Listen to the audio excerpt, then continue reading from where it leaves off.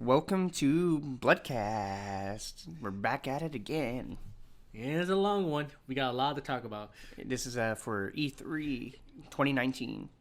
Okay, yeah, we got E3 to talk about. We got wrestling we're going to talk about. Which one you want to go to wrestling first? Let's do E3 because this is fresh in our minds. Because E3 is going to be pretty long. Yeah, it's going to be very long. Okay, so E3, a lot of games and stuff, a lot of good things and bad things have come out. E3's not over by the time we're recording this. You still have a couple. The main conference, like everyone that's talking about. Like, the big stuff's over. You still have Konami, some EA stuff, and then a couple other people I think still haven't gone yet. Yeah, but so. The big ones, the powerhouses have pretty much gone. Yeah, so. But I'm gonna start off with just general stuff that's not one thing. Before I start this, fuck you, Ubisoft. Because what they did was so fucking shitty. To people who streaming their conference. That's just retarded as fuck. If you follow a YouTuber or any kind of channel, at least on YouTube, Ubisoft claimed all the videos, so nobody gets revenue from those streams, and they can't stream for 30 days. For 30 days, some people I think got 60 as well. Yeah, the max is 60 to 30 days. So it's kind of shitty because they just give you free press, to be honest. And plus, they're not like just streaming like the thing. They're they're reacting to. Yeah, they're reacting to it. Like it just. And they did the same thing last year, but it was even worse last year. Yeah, and they claim like, oh, it's a bug. We're gonna fix it, but like last year, like, oh, you can't stream for 6 months. I think it was last year. 6 months, God. And then they fixed it. Like, I think everybody that got it last year ended up being fine. Yeah, but right now, fuck you, Ubisoft. Yeah, it affected some people we follow, like Wood, and yeah. So it's a mess. But we'll get to Ubisoft in a little bit. But I just had to get that out of the way. But let's get started. I think the first one is E3. I mean, EA. Well, I'm actually going to go through just some general different stuff. Okay. And first thing I'm gonna get through is Arcade 1-Up, the guys who've done Mortal Kombat, Street Fighter. Okay, yeah, they released a Teenage Mutant Ninja Turtle arcade cabinet. Some kind of Marvel one, right? Yeah, there was a Marvel one. I think it's like Marvel vs. Capcom, but not Marvel vs. Capcom. It's like a general. The big one was TMNT. TMNT, the one that I've been waiting for. We both I think want to get it pretty much, but it's finally coming out. The only thing is we gotta come up with the money for it. It's like $300 or so. Yeah. But I thought that was something to talk about because I'm really excited for it. And then a game called Ghostwire Tokyo from Tango, which is also the guys who did The Evil Within, right? You were more excited than I was when you told me about it. Yeah, because there was no gameplay. It's on Bethesda conference, which we're going to talk about it later. It's bad, by the way. But they didn't show no gameplay, but they showed like a trailer. Basically, it's like showing all the urban legends from Japan, like Slipknot Woman. Yeah. Basically the Tekke. I don't think we saw it now, but we saw something close to it. But it's no coincidence. Like then we'll probably go to focus in on that.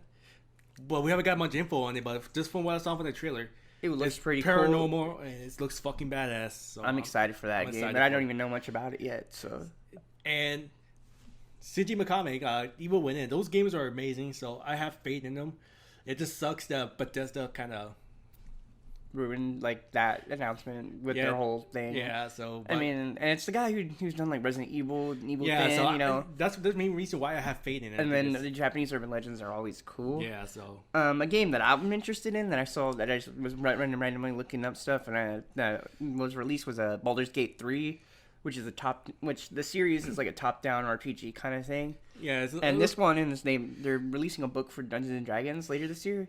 And so in this game, they put a mind flare in it from Dungeons and Dragons. Like this game's gonna be more Dungeons and Dragons teamed up, and even at the end of the trailer, it says Wizards of the Coast and Dungeons and Dragons at the bottom. I was kind of surprised about that, but it was pretty cool they announced that. I'm excited. I mean, you've never played those games, but I like them. They're pretty cool. You should check them out on YouTube or something.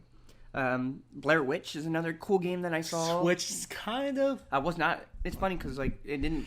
A lot of people were like, "Oh, that's funny. This looks like Blair Witch," and it turned out to be Blair Witch. To be honest, I thought it was like Outlast because the whole camera thing. Outlast is kind of known for that. Yeah, like I thought it was either Outlast or something that was like along the style. Yeah, but like a first-person horror I game. was thinking Outlast, but when I saw the woods, I was like, there's either Blair Witch or Evil Dead, because those two movies are known for being in the woods. But I was like surprised when it actually ended up being Blair Witch. I was thinking Evil Dead because they've been talking about making an Evil Dead game. So I was for a while too. So I was thinking this has to be Evil Dead, but no, it's a Blair Witch, which kind of surprisingly, like we no one asked for a Blair Witch game. Nobody did, and it's just like the last movie wasn't that good either. It so I'm like, why are they making a game for it? Okay, I'm gonna be right back real quick. You might want to go grab that. Yeah. Sorry, Mark is gonna get his sister's cat has his headphones, so. Got it. But and then I'm just gonna skim through these next two, which is Wolfenstein Youngblood DLC, which looks cool. It looks cool. I love Wolfenstein, but it hasn't been the same since Return to Castle Wolfenstein. That's an amazing game. The only thing I was kind of gonna hate on is the VR part, because basically it looks like it's gonna be like a mech game, which Wolfenstein is not like a mech game. Yeah. I don't know what's gonna go on with that. Yeah, and then Vampire the Masquerade 2, which is basically like a tabletop RPG. They made a game for it. This is the second one, and it's by Paradox, which is awesome. Paradox is a good company. Yeah, it looks. I don't know anything about it. I just thought it looked cool, and I was like, hey, I like the tabletop RPGs. So, and then the next one is Midnight Ghost Hunt by Coffee Stain, the guys who did Goat Simulator. And if you like Goat Simulator, the weird, crazy shit that happens in that, this one looks like a similar crazy shit's gonna happen in it, but it's mostly like you're ghost hunting at night. So it's gonna be some weird shit going on. It's gonna be weird. Do you like Goat Simulator? Or do you think that this is gonna be interesting to look at? I see gameplay of it. It looks kind of funny, maybe for a Let's Play for us, but I just haven't gotten. And then for me, Planet Zoo is coming out. The guys who did Planet Coaster, like I love the Roller Coaster Tycoon and the Zoo Tycoon games, except for the Xbox One.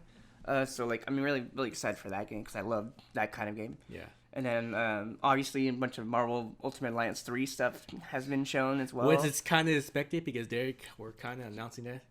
And they officially confirmed that Fantastic Four is returning to Marvel vs. Capcom. Marvel Ultimate Alliance 3.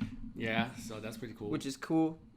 But that's like some of the general stuff I found. Is there any just general stuff before I get into the Xbox stuff that you can think of, like indie games that I missed? Or... Well, it's an indie game, but it's going to be on the Xbox side, so it's a perfect way to set into it. It's a game called 12 Minutes. I did not see that one, actually. It looks interesting. Like, basically, it's like a up top side, like, you know how, like, you look at the ceiling and all that crap? The what? I forgot the name for it. Like, you know, like the controls, like you're on the ceiling, like you're looking down at people. Yeah. Basically, you have 12 minutes, like, to make sure, like. Oh, I didn't hear about that. Right. Wood talked about it. It looks interesting. Like, it's just something like I would definitely play. Like, it looks like it's gonna be like a weird, like, emotional game. Like, but the catch is you have 12 minutes before everything restarts or some shit like that. That's gonna be interesting. It's a lot of replayability. Yeah, replayability probably. Yeah, so. Going into Xbox, other than that, I'm gonna start with the Outer Worlds. The guys who did Fallout New Vegas, the best Fallout game, are making their own kind of Fallout style game. So that kind of they broke away from Bethesda and they're now owned by Xbox. That's kind of proof like maybe Bethesda is like doing something weird. Get away from there. But them breaking away from Bethesda is the best thing because everybody says that Fallout New Vegas was the best Fallout game. And so I'm excited for that. That's going to be a really cool game. It really is. You told me about Elden Ring. Which I saw like the art name. If you don't know, he basically wrote Game of Thrones. Yeah. And he's working on the game. So it's like a medieval fantasy game, so it's going to be very interesting. Dark Souls style. It's going to be interesting because a lot of Dark Souls games are being made, but this one looks really interesting from just the small stuff we got from it. Like I saw it, I was like, I saw who was working, I was like, I better tell you. And you were very interested in it. It's interesting. I haven't finished Game of Thrones yet. I've heard that people hated the last season of it, but I'm still excited. I can't wait. Then we have Psychonauts 2. Psychonauts 2, which kind of going a new direction because apparently Raz, he have a job. That's very interesting. He's working at the company, which it's just like... I didn't think we were gonna get another Psychonauts game ever. I really didn't either. Like that's like a very good series to have. But I'm excited for Psychonauts.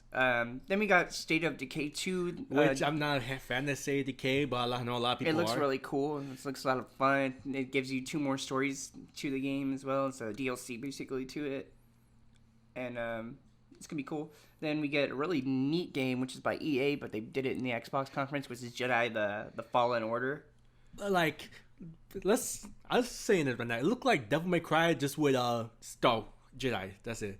It looks really interesting though, because it looks like they're gonna have different sections. Like they're not just gonna have they're gonna have like a TIE fighter section. And the cool thing about it, like I like personally, that Jedi from Rogue One, like we haven't gotten much detail. Yeah. This is his backstory.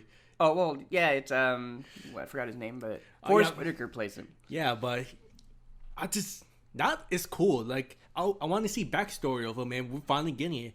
The Rogue One characters are some of my favorite characters. But the thing I kind of hate about it's EA. Like, we don't know what they're gonna do with that game. Yeah, they might put loot boxes in. We don't know. Like, it's just basically. But it looks cool. The trailer made me get pretty excited for it. Then we got Lego Star Wars: The Skywalker Saga, which all 9 movies. Maybe the last Jedi will be in it. I would assume if they're gonna do the Skywalker Saga, it's gonna be the 9 movies, the first 3, the second 3, and the last. I think right now it's the 9 movies, and the other 2 is probably gonna be DLC. Maybe. That's what I'm thinking. Maybe, yeah. But it's supposed to be all the Skywalker games, pretty much. Well, who knows? The last movie, Star Wars movie called and I love Rise of Skywalker. So. Yeah, I love the Star Wars games. So yeah, so they're really cool. And then we have a game that I'm not too excited for, but it looks interesting. Minecraft Dungeons, which is the Diablo style. Which I wasn't expecting, to be honest. That's not something I thought they were going to do with Minecraft. I mean, they did the Minecraft story mode with Telltale. Yeah, and then they did, and then that one's been making a lot of money, and then the regular Minecraft doing a bunch of stuff like that, porting it to different places. So interesting. Not something I thought they would do. Exactly. And then we have Dragon Ball Kakarot, the action RPG for Just Goku. The name was Dragon Ball Project Z, some shit like that. And then they named it Dragon Ball Goku. And it just became like, I guess it started out as like a Dragon Ball game, like a Budokai kind of style, and then they were like, you know what if we just made the whole game where it's just Goku and it's RPG where you level up and stuff. Yeah, which there's another game I'm going to talk about, but I don't think you put it on your list. Probably not, but you can bring it up now. Tales of Arise. Oh yeah, I saw that. Yeah, it looks fucking phenomenal. Like that game looks insane. Are you excited for that game? What is your what makes you so excited for that one? For me, it's the graphics for one, because like I'm a huge Tales fan, and we haven't had none games like that look just anything like that. Like it looks fucking beautiful. I don't know what the gameplay is going to be. I don't know if it's going to be the same as the other Tales games, but it's really intriguing. Like. There's like so much I could talk about with that one. He loves those Tales RPG games, so yeah, it's gonna be interesting. Like I'm pretty sure if they have a collector's edition, you're probably gonna get it. Well, probably not, but I'll go save it till we get to Square. Okay. Then we got Borderlands 3, which is awesome. The Borderlands games are fun. So it's gonna be very cool to see. And the funny thing is, if you look at it right now on my PS4, I got the Handsome Collection for free for my PlayStation Plus. So you can finally get to play it too. You might like it. Here's the shitty thing. All they got is a prequel and the second game. The first one is not on there. That's weird. Yeah, I don't know why, but... Because at least the prequel you can play. Yeah. But 2, I just can't play it because I haven't played it. You have to wait to play 1, yeah. But I'm excited for that. And then we got a cinematic trailer for Gears 5 Escape with the T-1000 as well. Here's the thing I want to say. Why is the T-1000 in Gears? Well, it's because they're pushing that new Terminator movie. So, like, they're putting him in a lot of... Like, they're putting the T-1000 and stuff in a lot of different games. Yeah, but... So, you talking about next one? I need to do something with that. But, that's going to be exciting. Then, we get Dying Light 2, which is going to be really fun. If you didn't play the first Dying Light, it's basically the same style as the Dead Island games. Except in the Dying Light games, they put more focus on the what's it called, the parkour element of Dead Island. Yeah. So like I'm really excited for Dying Light 2. It looks amazing, and you don't get too much of it, but it looks good. Here's a funny thing. I forgot Dying Light was a Square Enix game. Like I saw the Square Enix conference, like, really? That's fucking... Yeah, it's on Xbox, but it's Square game. I just forgot all about that. I was like, oh yeah. I guess. But like they took the style from Dead Island and put it in this game, but they made more focus on parkour, so that's gonna be very interesting. Then we got a trailer for Halo Infinite, next Halo game that we're gonna get, and like what Chief looks like he's been in sleep or something. Yeah, like his suit didn't have any power on it. The game looks phenomenal. I'm starting off with that. The voice acting looks like they stepped it up. They stepped it up. But the graphics are like. But this lead up to their big announcement for Microsoft, the Xbox Scarlet. Yeah, Xbox Scarlet, which we don't know what it's gonna be. We just know it's a new console. Yeah, the thing is with me, like I said, like I don't know, if it's gonna be like a digital only console because but we do know it's backwards compatible with all the Xboxes. Yeah, but I don't know like what's going to happen because they're mostly throughout the Scarlet they were talking about streaming the games, cloud saving, faster load times. That's green digital, so they. That's a lot of great stuff for a console. If it's a physical console, it's gonna be freaking wild. Yeah, but right there, it just scares me. Like if it's gonna be digital only, I'm probably not gonna buy it, Sally. Hopefully it's not. Hopefully it's gonna be like a cool console. And Scarlet seems like that's gonna be like its beta title until it actually gets the actual title. It's the name of the Xbox too. The Xbox 900. Duh. Just kidding. Xbox 9000. But I'm excited for the Xbox Scarlet, and then we also got finally look at Battletoads and what it's gonna look like. Yeah. And it looks like basically a 90s, maybe late 80s. It looks like a cartoon style. It was a cartoon style beat 'em up kind of style. I was like hoping like Battletoad would be like that, and they kind of did. It looks really. It kind of looks like it looks like that. You know, it's different. A lot of people don't like it, and a lot of people do like it. I'm like, it's a different. You know, it's like they've done the Ninja Turtles for so long, they keep changing it. Yeah, some people is like asking, we want it to be 3D, but I don't think I don't want it to. No, 3D. I don't want it to be 3D. It looks good, like the way they did it. Like it looks good. And then I'm gonna end it with this one, which is probably the biggest meme you've seen from E3, I think. Keanu Reeves. Oh my god. You're breathtaking. Cyberpunk 2077. That made everyone's hyped for that game, which a lot of people didn't think it was ever going to come out. And then we got a release date for it. Next year. It's going to be freaking amazing. And just Keanu Reeves just made it so much better. And here's a cool thing about it. I don't have to turn on my Xbox One for that. It's a PS4 game too, so. Yeah. So that's a good thing, but it was funny that was on the Xbox thing, you know? Yes. But Keanu Reeves, man. Wasn't expecting that at all. And then let's get into Bethesda's boring-ass E3. Okay, let me start how I was watching it. Because somehow I knew it was going to be bad. And I was going to get bored with it. So I was watching Wood watching it. Because he will probably entertain me more than Bethesda. So I was watching that and people were clapping for everything. For every little thing, for all the if you didn't know, like most of their E3 was mobile games. Like, for example, you announce something random. Oh yeah. Say something random. Hey. That's how it was throughout the whole fucking thing. Check out this new footage for this mobile game. Woo!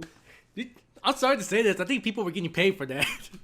And then they announced like a mobile game no one's ever heard of. And it's not like and a guy was just like, yeah.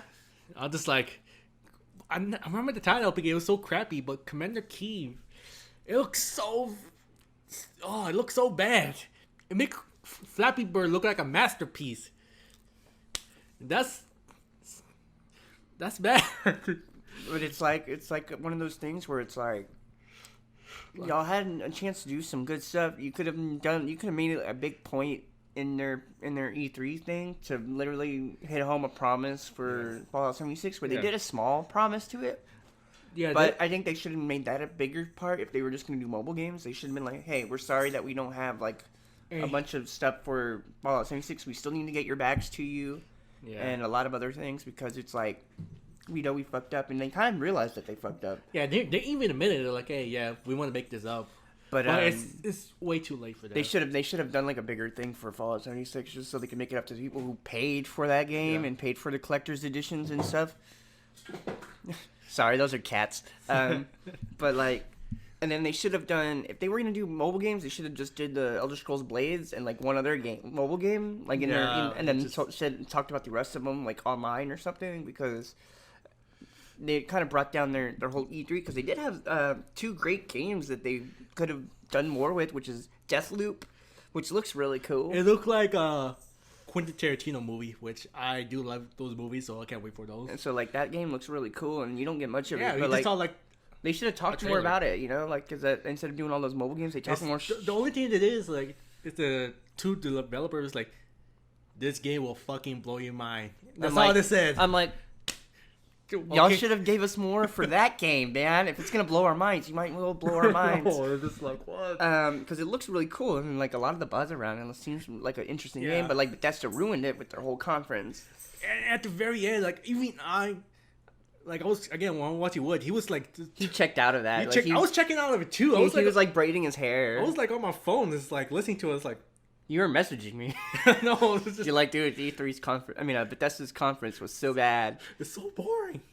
So boring. What saved it a little bit was Doom Eternal. The next Doom game. That game looks phenomenal.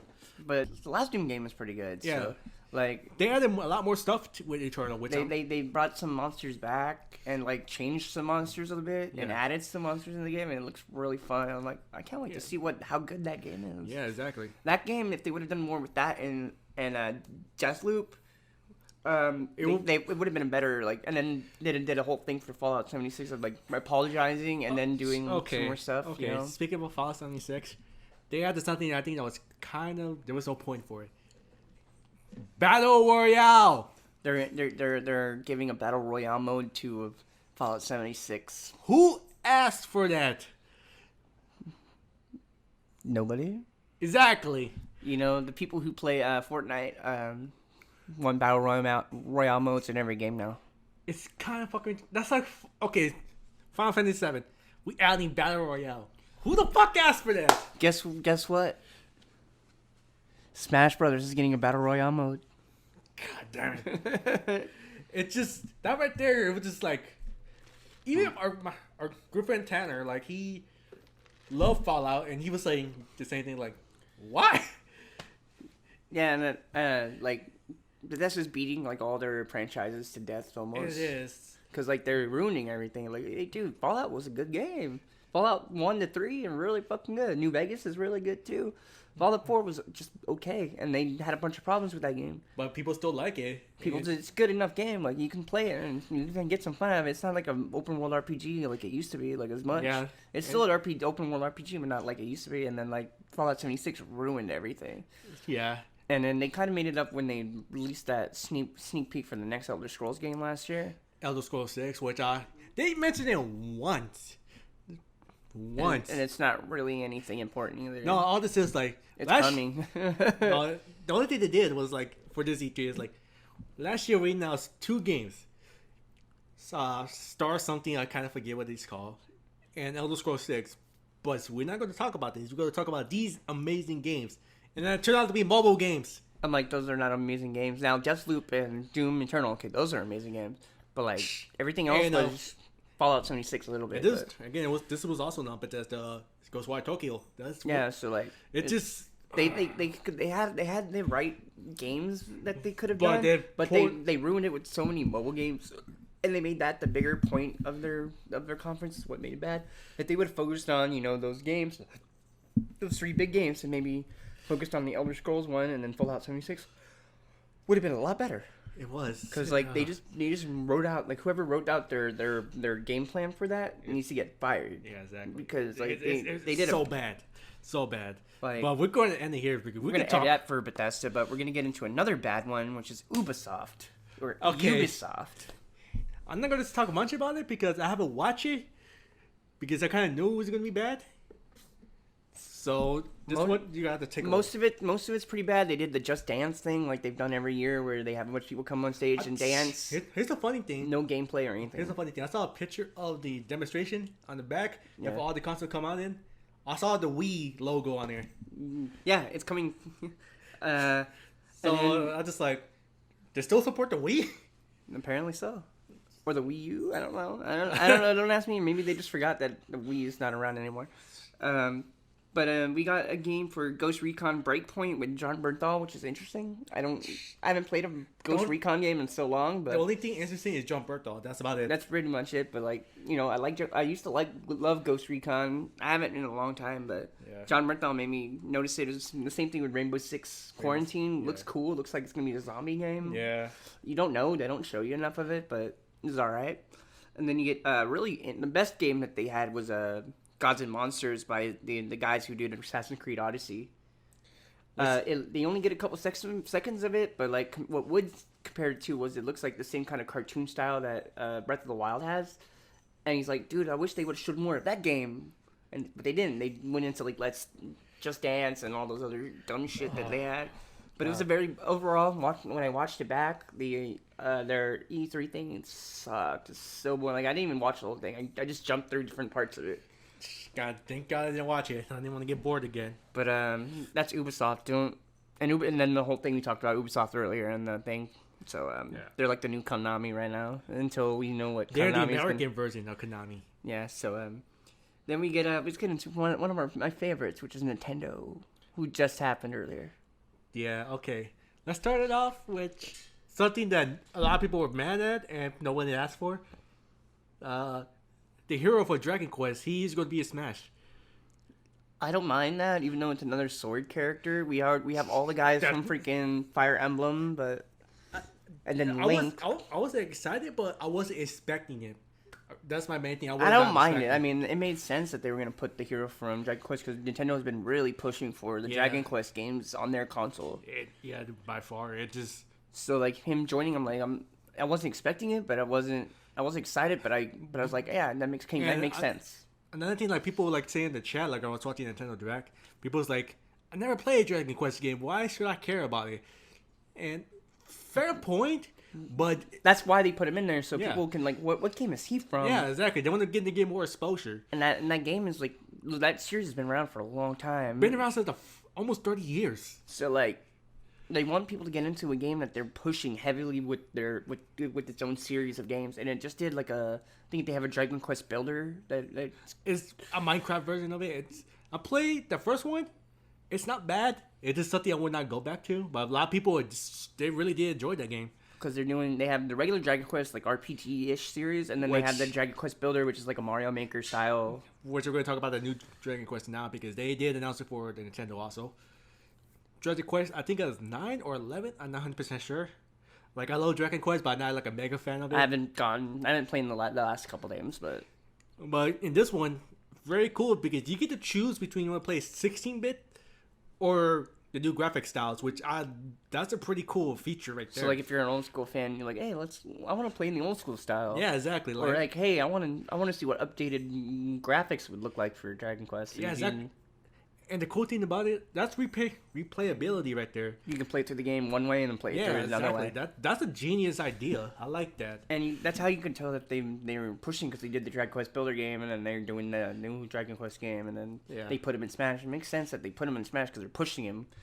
Yeah. And that's a great thing for Nintendo to do because they're like, we want more people to get into more series. Yeah, exactly. And But from the beginning of the Nintendo Direct, Bowser met Bowser. So like that was a funny sketch. The guy who replaced the original head of the Nintendo of Reggie Fils-Aimé. Now we have a guy named Bowser. So. Doug Bowser, that's his name. So then the Bowser from Mario met him for like a brief second and oh no, we want that Bowser, not you, Bowser. And he was like, oh, and just left. Bowser was sad, but I just thought that was funny. I thought I'd mention it. Yeah, it was funny.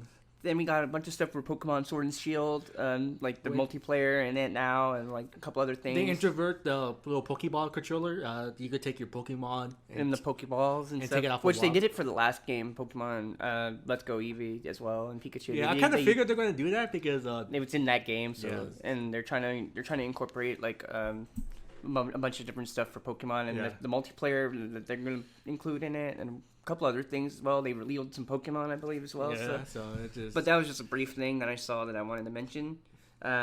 Luigi Mansion 3 is coming out. I think this year, right? This year, September or something? I'm not sure. I have to look it up again.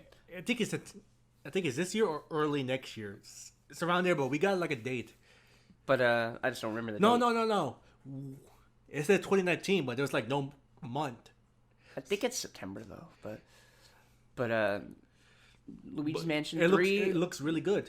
They're finally pushing Luigi again with the games, you know, like when we had the Year of Luigi not too long ago. People were like, oh, we can get Luigi's Mansion. Luigi's Mansion was like the most creative game for a while until we got Mario, the newest Mario game. So, because I think that was the most creative series for Mario. And what I like about Luigi Mansion 3, they took ideas that Ghostbusters game, like not the new movie, but the game. The game, like I call it Ghostbusters 3. That slam part where you slam the ghost, that was in Ghostbusters. Yeah. So they put it in this game, and that's kind of... They took like elements of... Yeah, I like that. I really like that. That was really genius. Right you know, they're trying to make the series different, but also still that same feel to it. Yeah, exactly. They did that with 2 as well. They changed it up in 2 as well, and they did a really good job with changing 2. Which I kind of wish it was on a main console, but oh well.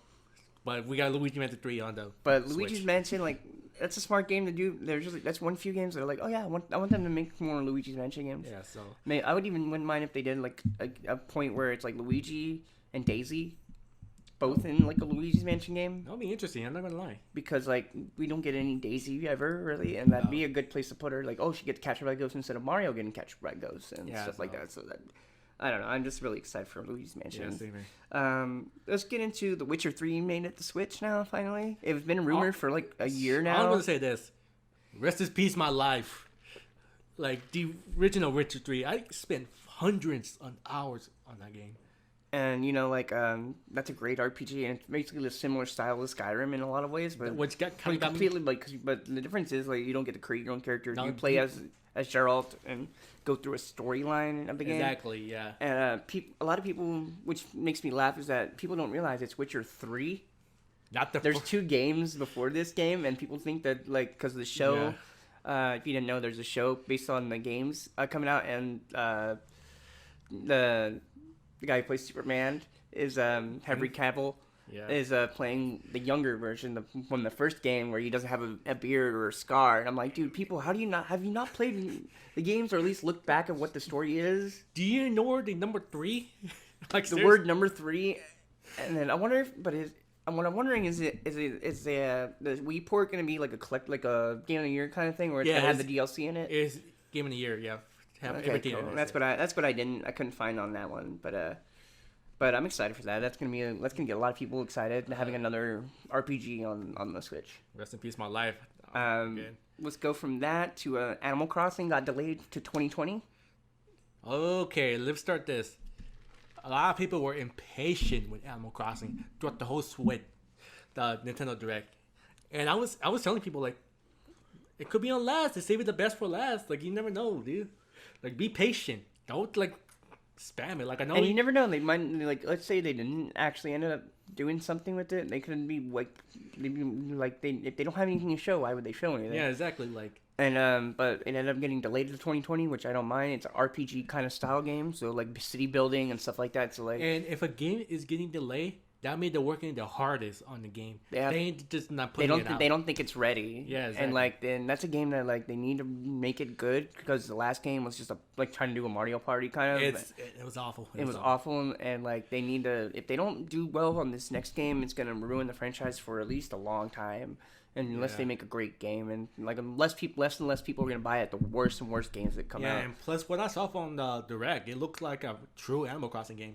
Yeah, so I think they're going back to actual Animal Crossing. The last great Animal Crossing game for me was the GameCube one. Yeah. That was the one I played last. I've seen some footage of the other Animal Crossings, but it's not for me. I feel like this is going to be returned to that.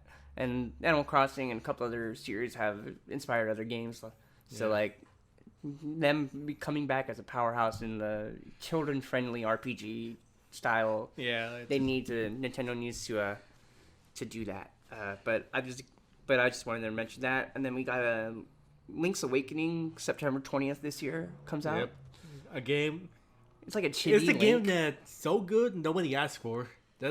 It's a game that no one asked for, but it looks good. We're all excited about it. I don't know if it's going to be like a full-length game, Legend of Zelda game, or if it's going to be like a little kind of spin-off-y kind of style game. Or It's exactly what... If you play the original Link Awakening, it's exactly the same thing. But it's better art style. But yeah, I'm wondering what they're going to do with it. The cool thing about it, like, there's a little mode in the game where you can make your own dungeon. Like, it's kind of like the Dragon Quest game. Almost like a Mario Maker too. Like that's really badass. Imagine if they did a Legend of Zelda Dungeon Maker game though. A full on. I'm pretty sure this is a precursor for it. I'm pretty sure that's what. Like they would do like the 2D Legend of Zelda style in it, and then like maybe like a select areas you'd be able to do like a 3D. I'm calling it now. Like maybe they're testing out with this game, and then people like it a lot. They're gonna do it. Yeah, I think there's two series I think they could do that for. Metroid and Legend of Zelda, where they can do like a Mario Maker type of thing for it. And Dragon Quest already has one, so. Yeah, so. And then you have Mario Maker 2 coming out, which is cool, but. Yeah. That wasn't an E3 though. But it's coming out a couple of weeks, so there's no reason for it. But I'm excited for that. Link, Legend of Zelda is always going to do well for them. Yeah, so exactly. I'm always open to them doing spin-off games, and like they did the Hyrule Warriors. I hope they get a sequel to that game. Man, Hyrule Warriors 2. Which, by the way, I need to get back to streaming that game. But I'm excited. Then we get a game I wasn't expecting. Contra. Rogue Corps. Contra Rogue Corps. To be honest, when I saw it, I was thinking Contra because the guy had like a metal arm. Yeah. I was thinking Bionic Commando. I was thinking that. That's a random thought, though, man. Not a lot of people would think of that. I just thought about it because he got the metal arm. I was like, I don't know. It's like, what? But so we got Contra Rogue Corps, and it's interesting that we're getting another Contra game. A shoot 'em up, so it's gonna be very interesting. And after that, they announced the Contra collection. Yes, they did. So we're getting that as well. So Contra's back at Nintendo, which is awesome. It's pretty badass. I'm excited for Contra. And then you have a game you're very excited for, Trials of Mana. Trials of Mana. Okay, like it's a remake of the second the Mana series. Like the first one is Secret of Mana, and Trials of Mana, and they're remaking it like they did with Secret. And I'm very surprised they're remaking all the Mana games. Like maybe they're planning on doing like a new Mana game, and they were making like or a sequel, like another one. I think so too. Like, well, it's still got a long way because you got like 4 more games for that. But anyway, I'm just surprised about that. And they also announced the Mana collection where you have the first 2 games, the original, on the Nintendo Switch. So that's cool. But I think they're getting people back into that trial, like the Mana games, just so they can release a new one. Maybe they're not even going to do all of them. They're going to do like the oldest Mana games, the ones that need upgrades, and then they're going to be like, okay, here's the collection for like the last couple games. Yeah. And then they're like, hey, there's a new Trials of Mana game or whatever kind of so Mana game. So right now it's working. Take my money, Nintendo. I need to go and play the Mana games. It's really good. If you like old school Zelda, then we got a Spyro coming to Switch. Which we ain't gonna say a lot about it because it's basically Spyro. It's been rumored, but the thing about Spyro is if it's coming to Switch, what if he made it into Smash at some point? Him and Crash Bandicoot could possibly make it to Smash now because they're both on the Switch now. Yeah, it's interesting. But if anything, I say Crash might be a better fit. But I mean, Spyro would be like, a kind of different style character, like Ridley, kind of where it's a little bit different. But like Spyro would be like a little bit like, almost like it'd be like a mix of like Duck Hunt dog, but also like freaking Ridley, but like Spyro can fly in the game and stuff like make him like a completely different moveset. Crash would be a little bit easier to do though for them because they just take other characters and he's just basically punching, kicking. And stuff now, like people, we are speaking realistically for Smash. I see people on the comments like, I want Sora for Smash. I want Goku for Smash. That's not going to happen. Freaking people were like Pyramid Head for Smash. Like, I've seen some weird shit. Like, and I'm like, dude, Spyro and Crash Bandicoot are very, very likely now. Yeah, they're very likely. So like I never thought they would do it, but they. You look at who we got in Smash. We've had Final Fantasy characters. We had Street Fighter characters. Persona characters. Then you have like the Dragon Quest character now, and then you have like Pac-Man and Sonic. You know what? Since we're talking about it now, let's just say right now, Banjo-Kazooie is in Smash. He finally made it. Everybody's Xbox teased it last night or 2 days ago, something a couple days ago. Yeah. They're like, we have something with Nintendo. And then Larry was like, "That's interesting. I wonder what," because Xbox has been talking about platforming stuff. Yeah. So we thought, oh, it's gonna be just them sharing some games, you know. But nope. It's Banjo joining Smash, which is what people had voted for I think he was number 1 or 2 for like the most voted character to be in Smash. Yeah. And the way they introduced him in the trailer, genius. It's Banjo's back on Nintendo. I can't believe I'm saying that. Nintendo finally got Banjo back. And they don't own him, but he's back on a Nintendo console in a Nintendo game. I just can't believe that. The last Nintendo game he was in was like Banjo 2, I think. Yeah. And then like the last game that wasn't his own game was Diddy Kong Racing. He was also in Conquer Pocket Tales, I think, too. As well. I think so, but still, like Banjo is back on a Nintendo console. That's bad. That's just. I never thought it would happen again, and we finally did.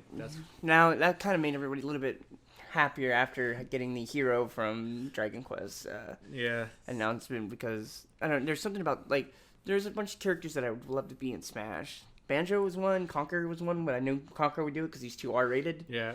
Spyro, Crash. Again, you never know because fucking Persona, dude. That's a Persona, yeah. But like, there's only so many characters that dream characters that made in Smash. A lot of them made it. You know, Ridley made it. King K. Rool made it.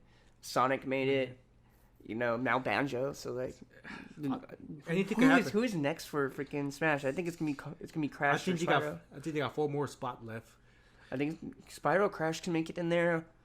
I also think they should put in an F-Zero character. I think Crystal can make it from Star Fox. She could, but I want someone like someone unexpected we never did. Like, so far they're doing a good job with it. They're doing a great job, and I think maybe, like I said, like maybe somebody from F-Zero would be interesting because nobody would be like know them too much. Yeah. But there's like a lot of they could pull like because they have 4 characters left, right? Yeah, 4. So I would say they should take two or 3 from the Nintendo library, and then put Crash or Spyro in. So that way it's 3 Nintendo characters and then 1 more. I got a feeling I know which one might be it. If they do, I'm hoping they might make a full-on stage of it. What? Cuphead. Oh, Cuphead. Cuphead. A lot of people wanted Shovel Knight as well. He's a trophy right now, but people have been trying to get him as a. But I could see Cuphead in Smash. Like, can you imagine his stage, like in the cartoon style? They could do like one of the bosses or multiple bosses as the. Yeah, exactly. Like it's like a transforming stage, like the Pokemon one is. Yeah, you can have the devil himself and all that. King dies. But I could imagine Cuphead being in Smash. Like Cuphead, Shovel Knight, Spyro, Crash, you know, those ones. And then you could take like other characters like Crystal or somebody or some characters that we wouldn't have ever pulled out of there. A lot of people want Waluigi. He's an assist trophy. Like, I wouldn't want him as a character, but that's okay. But just like, there's just so many characters that they could pick out, and like, I hope they do 3 Nintendo characters, and then maybe one or two non-Nintendo characters. Yes, like Crash. I think Crash or Spyro needs to be in. Cuphead would be interesting. If I had to pick, Crash might be the first one in. Yeah, but I would love either one. Yeah, you know? but like as of right now, but Banjo joining, the sky's the limit, and I think they're not going to stop with just 4 more.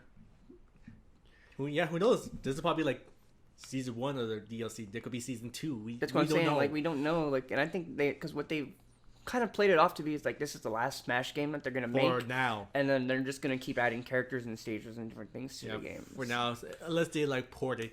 But right now, that's what it looks like. But like, I'm excited to see what the future is for Smash because But one more thing for Nintendo's thing was we got a tease for the next Breath of the Wild 2 or what the next Legend of Zelda game, which is it's the similar style. I think they're not gonna call it Breath of the Wild 2 Until they release the title. Zelda, they don't have a like Ocarina of Time 2. They don't have shit like that. The only one that did it is the first 2 Legend of Zelda games. Yeah, and then didn't the spin-off Link games where it's like you can play as 3 different Links? Didn't they have sequels too?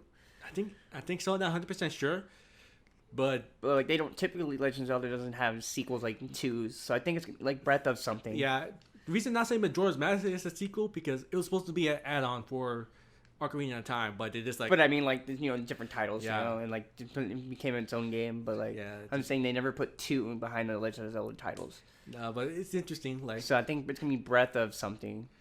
Or just call it something else. We don't know. All it says like Breath of the Wild 2. That's all it says. But like that's the working title right now. It's just until they release the actual title for it.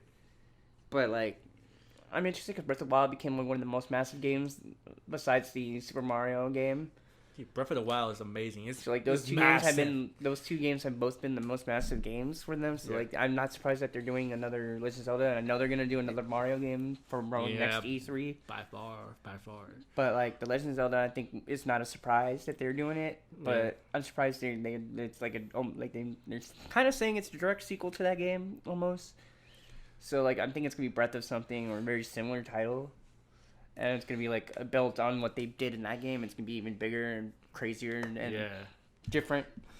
Because there's a lot of stuff people exploited in the Breath of the Wild game, like how to beat the game with like right when you start the game, and different things like that. So I think they're going to keep that in, and they're going to build on like the game how to make it different and easier and just more fun. And it looks good too. Yeah, like really, the stuff they showed for that game, I'm excited. And just the idea that we're getting another Breath of the Wild game. It's amazing. But let's get into your favorite conference, I think, probably. Between Nintendo, Square Enix. We're going to start with the small thing for that, the Kingdom Hearts 3 DLC. Which, I'm going to surprise people, I haven't beat Kingdom Hearts 3 yet. The what? I haven't beat Kingdom Hearts 3 yet. You have not beat Kingdom Hearts? I haven't even played Kingdom Hearts 3. The thing is, because I have problems with Kingdom Hearts 3. Because the game is easy. It's really easy, and apparently the ending is not satisfying. Like I just wanted to hold it off for a little bit longer because of that. Because I don't want to end it so quickly. And another thing I kind of have a problem with: where's the Final Fantasy characters? They're dead. No, they're kind of. The only thing to focus on was Disney. I think it's because they're doing the Final Fantasy remake and stuff, so they just decided to leave them out of Kingdom Hearts probably. I guess, but that's what Kingdom Hearts was kind of known for, was the Final Fantasy crossover with Disney. Because I mean, they just had Cloud. Cloud has been one of the main ones to be in the Kingdom Hearts games. So. Like, if you're not going to have the characters in it, at least mess with them. They haven't even messed in them once. But I mean, I think that might have been like a Disney thing and not a Square thing. Because you gotta remember, Disney has a lot of say in the Kingdom Hearts game. I guess, but it just right now, that's those two are my main problems with Kingdom Hearts 3. But the DLC might help the game. I don't know. Yeah, I'm just hoping that. Like right now, I just still haven't beaten it yet because I'm just holding it off because I don't want it to end too soon. But what I've heard is that the ending still leaves it open. Yeah, it leaves it open. So like, I don't think it's the end of Kingdom Hearts yet. So. That might be the saving grace of that game. But the same thing is like this is the end to this saga, so there will be more. So we gotta wait and see. That makes sense. I haven't played it, so I don't know what 3 is like. But let's get into the Avengers game. Okay, the Avengers games. Basically, all I got was cinematic trailers. We haven't got no gameplay at all. But it looks amazing. It looks good. They take similar designs to the Marvel Cinematic Universe, but they change like the characters subtly, like their faces and stuff. And of course the voices, which this is an all-star cast. We have Troy Baker as Bruce Banner. I was expecting it to be Bruce Banner, to be honest. But what do you like Bruce Baker like from stuff? Ooh, there's a lot I like from Troy Baker. Just give like a couple examples. Like what are stuff that you like from Troy Baker? Let's see, the Joker in Arkham Origins. Yeah. He did amazing in He's that. a great Joker, actually. Everyone says, like, if it's not Mark Hamill, get Troy Baker. I said this. He is number 2 of my best Joker voice actors of all times. That's how good he is. You got that. He was in Persona 4. Yeah. Which, kind of funny. He was playing a gay character. I like when because he's also played a couple of Marvel characters in the past. He's played Hawkeye before. Hawkeye, yeah. And he's played a couple others as well. Like, all these people have played Marvel characters before that they've gotten. So that's interesting. Yeah, so I stopped it right there because we kind of want to move on. Yeah, so and then we got Jeff Shanias, which I don't know much about him. I don't know what other I tried to look up like what he's been in, and I couldn't really find anything. Yeah, I think it was the first time I heard of him. If he was in another game I played, I probably just didn't. But he's playing Captain America, which is interesting. Yeah. Taking the big shoes of filling a Captain America role right after Endgame that just came out.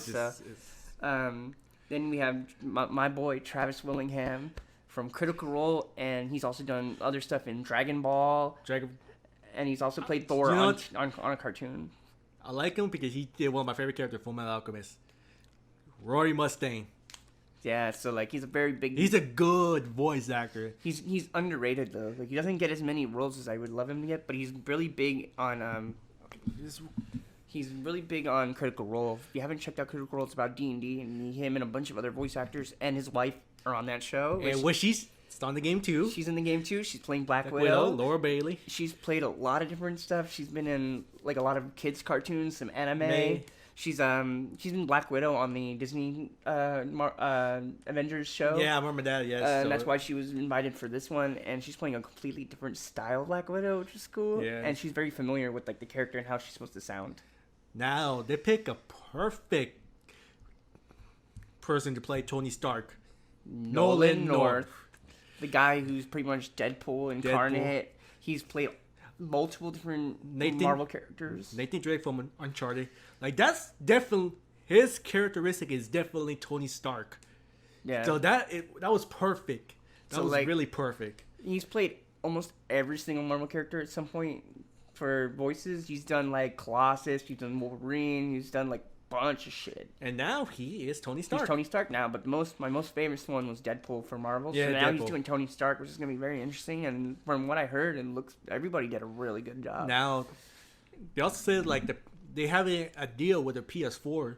So it's a PS4 exclusive, right? No, it's going to be on console, but they have an exclusive deal with Sony. Okay. Which got me thinking, maybe they're in the same universe as a Spider-Man game. That would be interesting, actually. It makes sense, to be honest. Maybe then maybe they'll have a crossover with Spider-Man and Miles Morales and stuff. Maybe this is why the Avengers didn't show up during the Spider-Man game. Maybe this game will kind of explain it. This like it's happening at the same time almost or something. Exactly. But that Spider-Man game was amazing, so I'm interested. And what we get from that Spider-Man game is like, oh, this is an older Peter Parker. Yeah, exactly. So like, when the older Peter Parker got, the less the Avengers were going to meet him. Because he was off on his own. And the only people that were around were the Fantastic Four and whoever was in New York City at that time. And a lot of people say, oh, the Avengers they don't exist in this game. Yeah, you can see the Avengers Towers in the game. Yeah. You can see Doctor Strange hideout. His Sanctum Sanctorum. And Black Panther. I'm surprised Black Panther, but yeah. But people don't realize it's like Marvel. They've never been like good at like, oh, everybody lives in the same city, but we're not gonna help each other. We all have different blocks. Like Daredevil's over there, fucking Spider-Man's on like that side. Captain America's over there. Yeah. Fantastic Four, they don't do shit. They explain it like where the fuck are they? But so far people wonder that, but it's like. You should just give up. Just give up. Yeah. They're all doing different stuff at one time. There's a lot of villains. So, but like this game looks fucking amazingly nice. It looks like there's some weird villain. I think it's we saw a glimpse of it. Taskmasters. Well, yeah, you got him fighting Widow at one point in the trailer. So, but I did say who's the main one is. He is one of them. I'm thinking there might be like bosses. And he might be one of them. I think he's like probably one of the first ones you fight is Taskmaster. Yeah. And if you watch the trailer from that, it's not really a spoiler because in the trailer it seems like Captain America fucking dies at the beginning. I think so too. Like maybe Either that or he's in a fucking coma or some shit like Or that. he's missing, you know. Missing, yeah. But it seems like they took a couple ideas from the Marvel Cinematic Universe movies where the Avengers have their own helicarrier and stuff, and they down it, and it seems like them putting Taskmaster against Black Widow in that is to play for her movie coming out, where Taskmaster is supposed to be the villain in that movie. Yeah, so that's badass. So like, it's gonna be very interesting. That game looks so beautiful though, and you don't even really get much. I think you only get like the beginning of the game in that trailer, except for like maybe a couple other teases, but it looks like it's just the beginning of the game that they showed. Yeah, so that's badass right there. But the cast is what I really want to play that game. So if you buy it, I'm gonna fucking play that. I don't give a fuck. I will. That's a day one purchase for me. Because that's a game that I'm really excited for. Yeah, I just love the cast and I love Marvel games. So Marvel games have Marvel been doing good with the games now. They used to be really bad for a little bit, and then they gotten better. Like for the longest time, DC was the king of the comic book video games. Now the game Marvel and the animation. Now Marvel is catching up. I don't know about the animation for Marvel. Marvel is slowly getting there with the Spider-Man, which is mostly Sony's Spider-Verse movie. So yeah, apparently they're gonna do like a Spider-Gwen movie. And... I would say this about the conference Avengers. They missed one opportunity. What's that? Excelsior. They should have said that for Stan Lee. Imagine if they had a Stan Lee cameo, dude. I'm gonna cry if I bet you there's gonna be a Stan Lee cameo in that game. It might not be him himself, but it might be like a CGI rendered, and he just says one thing. Yeah. Oh my god. And I think they did that for a reason, and it was because we don't want to show it. We're gonna wait for you to play the game. I hope so. I'm excited for that Avengers game, man. I was not expecting to see that much of that game. Yeah. Because I didn't think it was that far. What's next? Final Fantasy stuff, man. The beginning of the conference. Okay, I start saying this. I did a full reaction of the conference on our YouTube channel, so I'll check it out. Right here, you can go and check it out. Maybe I'll try to link it below in the comment section or in the comment section. Because I reacted to the whole conference and I was freaking out during Final Fantasy. I was screaming. He was going off, man. He was very excited. Like a lot of people don't know this, I'm a Final Fantasy fanboy. I love the series. He collects he's still waiting on to do a video on Final Fantasy soon. But he's a big fan of Final Fantasy and all the Final Fantasy games, pretty much. Yeah. He collects most of the series, statues and stuff, and he's trying to get as well. So yeah, but not a surprise coming from this guy. So the gameplay, okay, they showed off the trailer, which they did something very interesting, added something new. Like in the trailer, Aerith surrounded by smoke. Pretty interesting. Which that didn't happen in the original game at all. They added some extra stuff to the game and different dialogue options as well. I like that, but it's also made me curious. Like, what the fuck is that? What have they changed in the game? They've added some stuff for everybody. Yeah, and I'm saying this. There's rumors. Well, it's not rumor. I think they confirmed it. Like, the game is gonna be episodic, which a lot of people don't like. At first, I didn't like it, but this conference they kind of changed my mind because apparently, this part of the game, it's on 2 fucking Blu-ray discs. You know how fucking big a Blu-ray disc is for memory? It's gonna be a big game. Exactly. So I'm thinking they're going all out with this. They might be adding way more stuff than exactly. That's why I was telling people just imagine Midgard. I think all of the first disc is Midgard, and the rest is gonna be in the second disc. They could add a lot more shit to it, and when they announce Final Fantasy VII Remake Part 2 or however they want to fucking call it, they might do something else. They might add more character dialogue. Like right now, my boy Vincent, he's not in the trailer at all, and he's my favorite Final Fantasy character. So maybe in the game. He's in the next part of the game then. Yeah, so I'm thinking they might add more to his character. I mean, and that's what the problem with Final Fantasy was. You don't get to play and see everybody's all the characters. No, you don't. It. So I think that what they might be doing, and I know they added a bunch of dialogue though. Bunch of dialogue. New dialogue, not old dialogue, but new stuff. Wood actually mentioned it, and so did Alpha Mega Sin, which Alpha is back on YouTube. Thanks the Lord. But he dude, there's a bunch of new dialogue options. Everything looks freaking awesome. And it's amazing. And I played Final Fantasy 7. I played Final Fantasy 7, 8, 9, and to 12 or to 11. I think I played to 11. and just seeing them go back to 7, which is like the big game of the series. Yeah, It looks good so far, man. It looks really good. I don't even care about the episodic as long as they have like a big game and it's enough gameplay that worth your money. Yeah, like again, 2 discs Blu-rays. that have, And that's just episode 1, right? exactly. So, like, Exactly. They could add a lot more to the remake. They could like.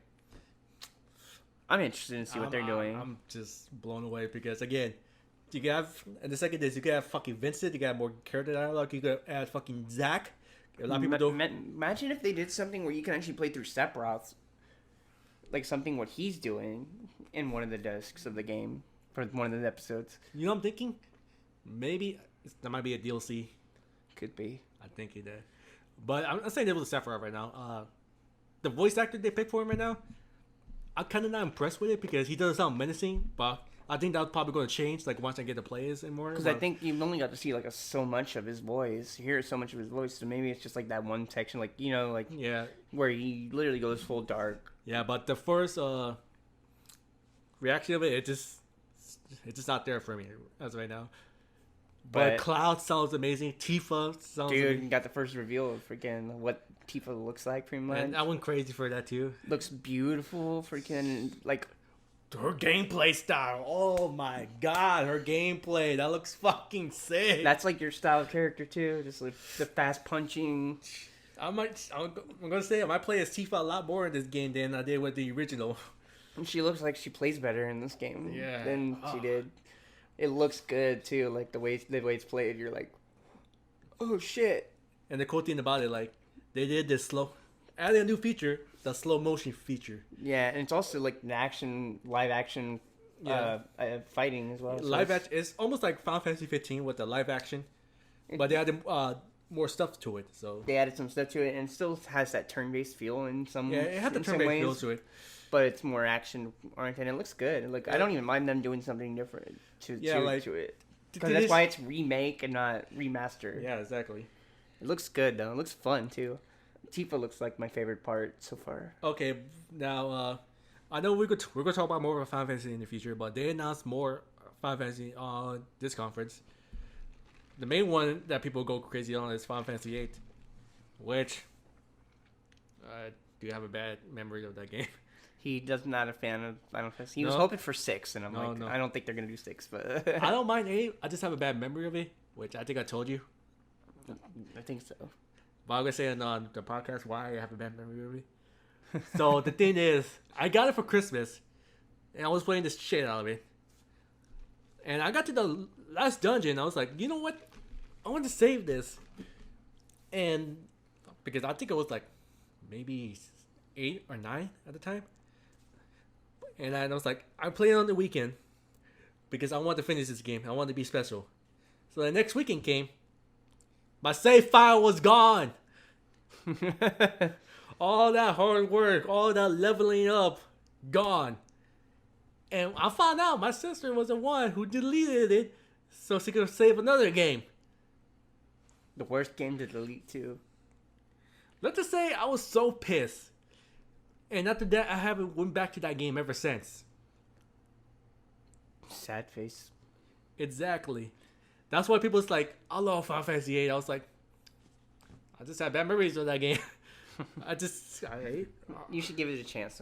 One more chance someday. I'm thinking like when it comes on the PS4 or the Switch. Might be the Switch. I might get it on. I'm probably going to play it again. Give it one more chance. And who knows? If you want me to stream that game, let me know. Comment below if you let him know. Yep. So anyway, enough of that. We got to go back to Final Fantasy 7. Yeah. So the gameplay, we talk about that, right? Yeah. So what else we could talk about Final Fantasy 7?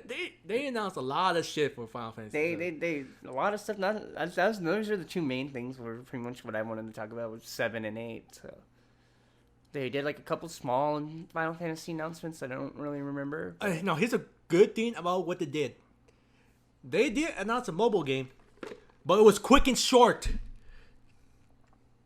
They're like, oh yeah, we're releasing a mobile game. Okay, that's the way you're supposed to do it. But that's take notes. Bethesda doesn't know how to take notes. Whatever. They don't know how to apologize to their fans either, so it's okay. Exactly. That's the way you're supposed to do mobile games. It's like, oh yeah, we have this game. Okay, back to the main thing. Yeah, like, oh, we're releasing a mobile game. You might like it. Here's a little bit of footage from it. But Yeah. back to Final Fantasy. Exactly. But that's pretty much all the E3 stuff I had. Oh. Pretty much. But You gotta talk about the edition of the games. The standard, the deluxe, and the collector. oh yeah, Mark, you wanna talk about the different editions that you were interested in? The standard edition is just the game itself. The deluxe edition does come with an art book. I think with the soundtrack. A steelbook. And the steelbook. The steelbook looks amazing. I'm not gonna lie. But I got. Because you get 2 steelbooks. Yeah. This is with the second edition. Yeah.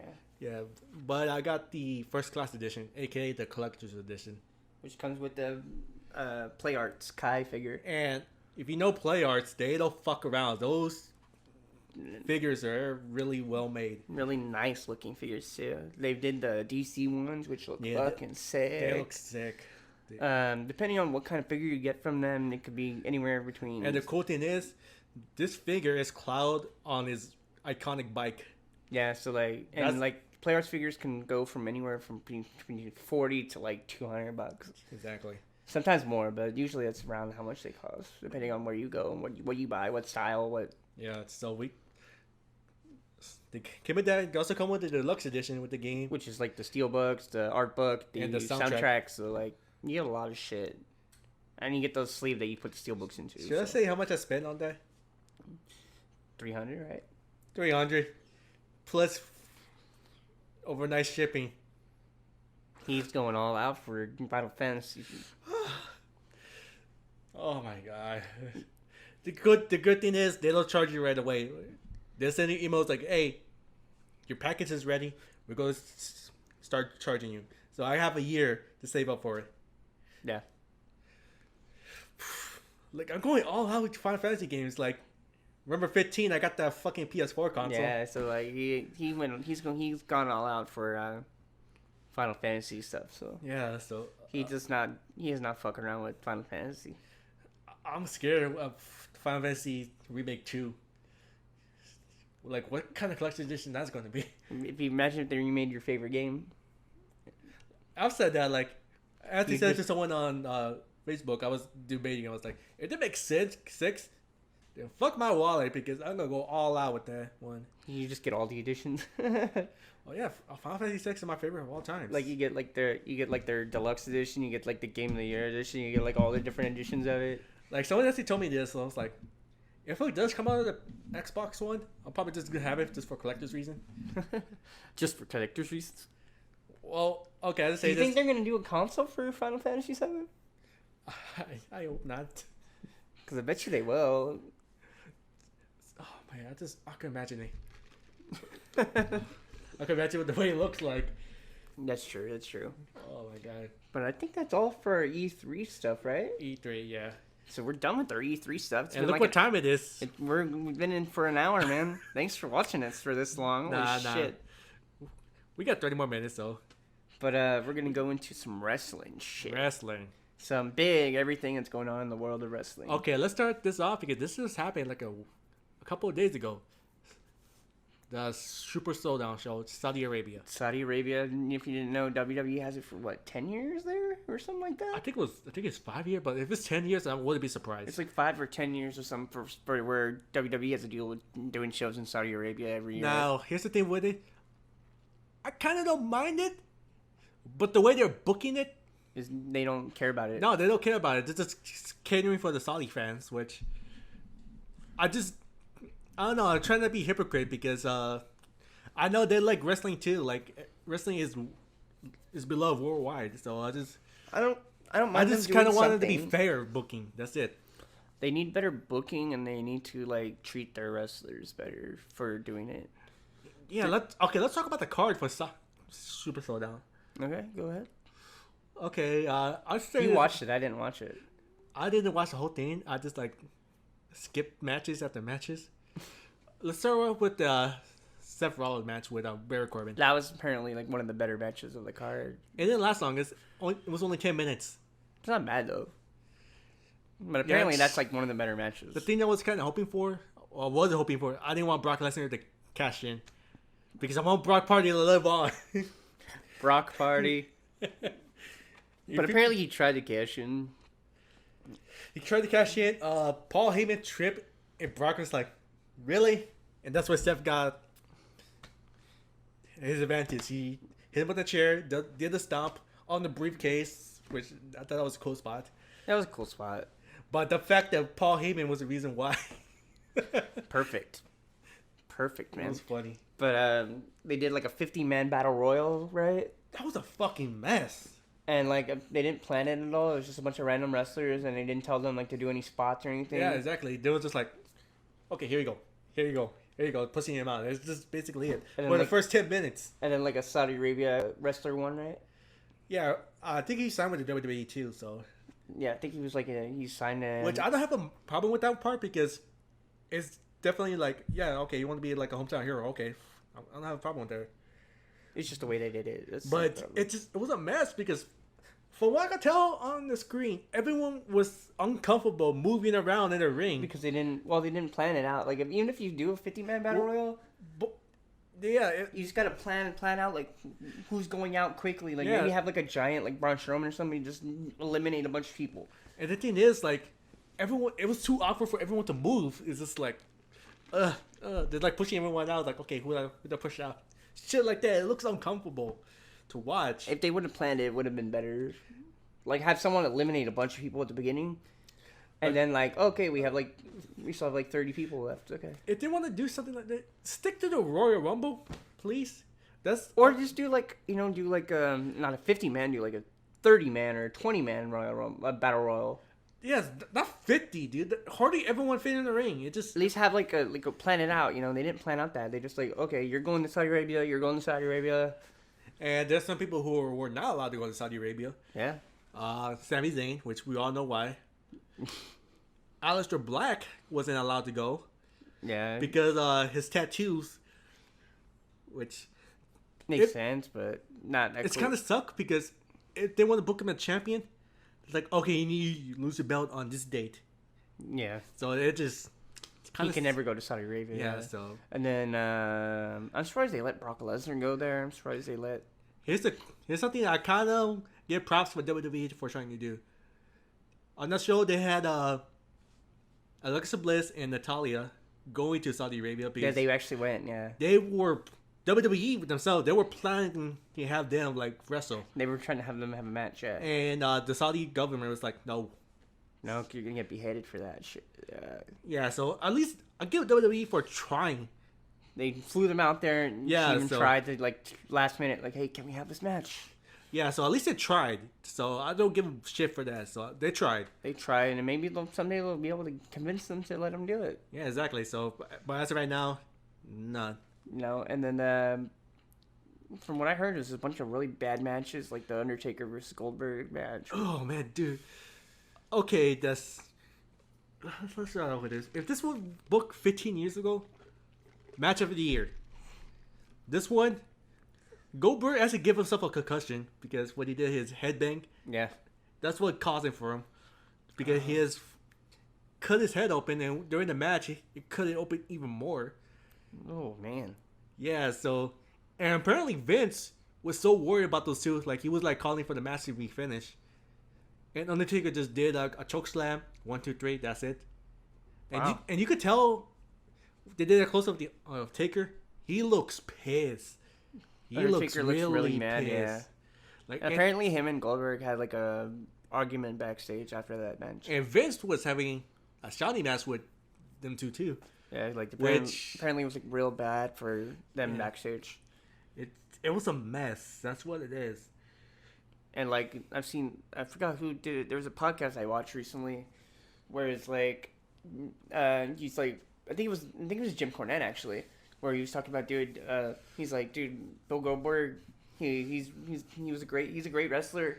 It's just that was one of the like matches that probably Goldberg was really sad about it because he really wanted to wrestle Undertaker. And like it just he ended up upsetting Undertaker, like. Yeah, like if let's say this.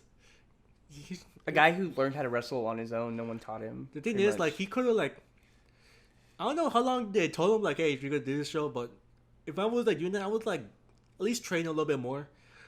Yeah. It looked like he wasn't training at all.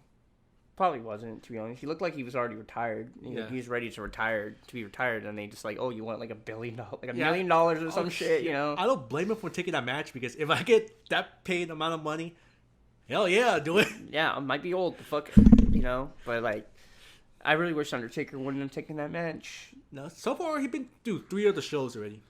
You know, like I think Undertaker needs to have one last Mania match with somebody big. Sting, please. If Sting even wants to do it. Okay, if they book the show on a Saudi show, I'll be pissed. That shit should be on Mania. Imagine if they built it up for a year, right? Sting, Undertaker, or they just keep doing promos back and forth on some pay-per-views. Maybe do it like at SummerSlam, do a promo at Saudi Arabia. Speaking of SummerSlam, apparently Goldberg Taker, they're gonna have a remake of SummerSlam. Wow. It's a rumor, but if they are, hopefully that will be better. Probably not. Imagine if they do that, right? And then Sting, freaking lights go off, Sting's in the middle of the ring. Okay, that'd be good booking right there. Hits Undertaker with a baseball bat, and he disappears, and then 1, 2, 3, Goldberg pins Undertaker. That'd be good booking right there. Because I wouldn't even mind. I wouldn't be mad if Goldberg pinned Undertaker that way. Yeah, because Sting ruined it for him. And then they set that up for Mania. Maybe they have a whole year half a year till Mania. Yeah, so they see each other again at Royal Rumble, maybe. Yeah, so if you want to book it with that, do it. That's a good way to do it.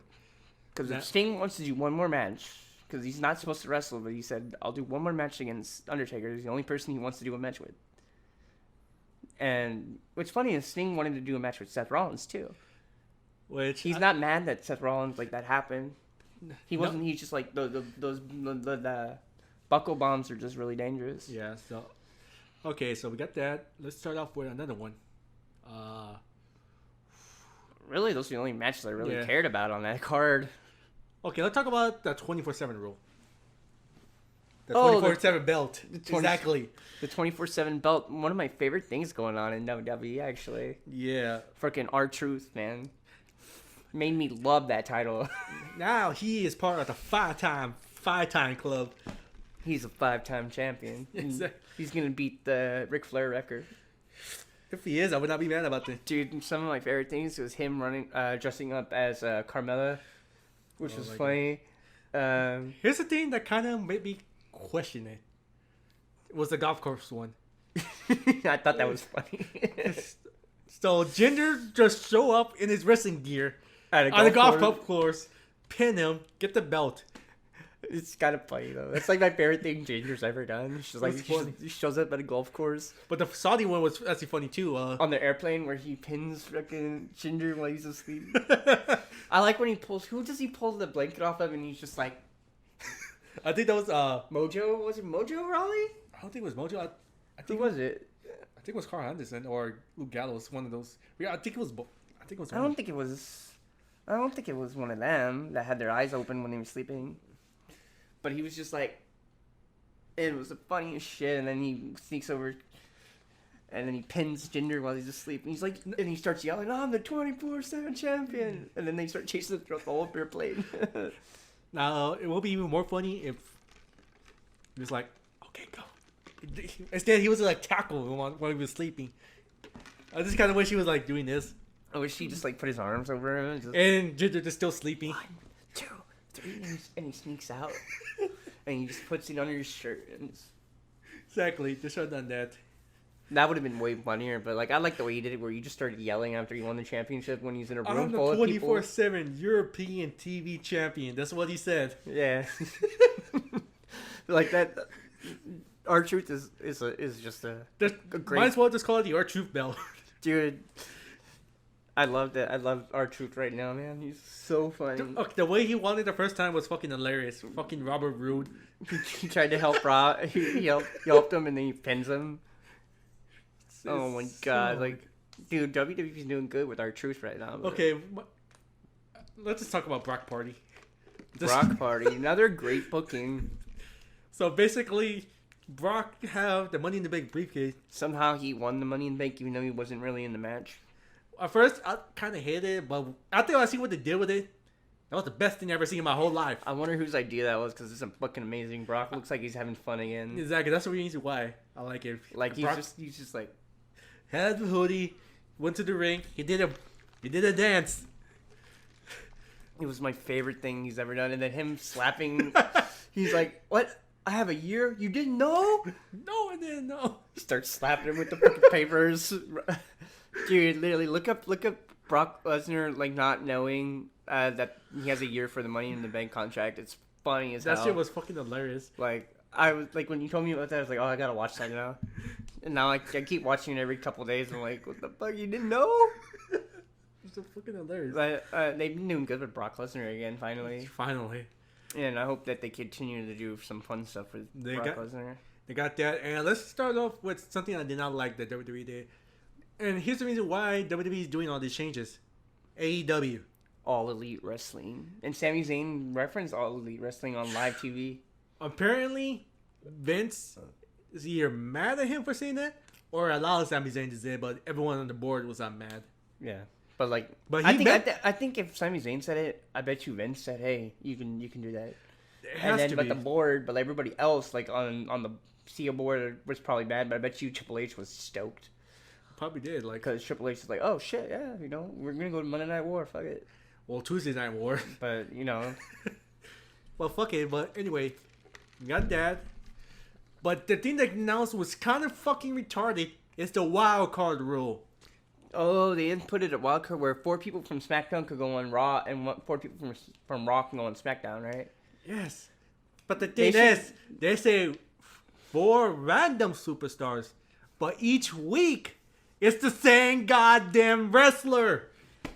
And then, like, I think they should just get rid of the brand split and, like, anybody can appear anywhere. Do that! And, like, you know how like you have like the Universal title? It's just Universal, it's not the Raw men's title. The only titles that have the Raw SmackDown titles are the tag team titles and then the women's titles. Yeah, so and all they have to do is say, oh, this can only be defended on SmackDown. And so they can still bring it on Raw, but nobody can take it from them on Raw. Fucking do that. Instead of making a wild card rule with half the people, they kind of get confused sometimes. That way anybody can appear on either show. Here's the thing that will sum it up perfectly.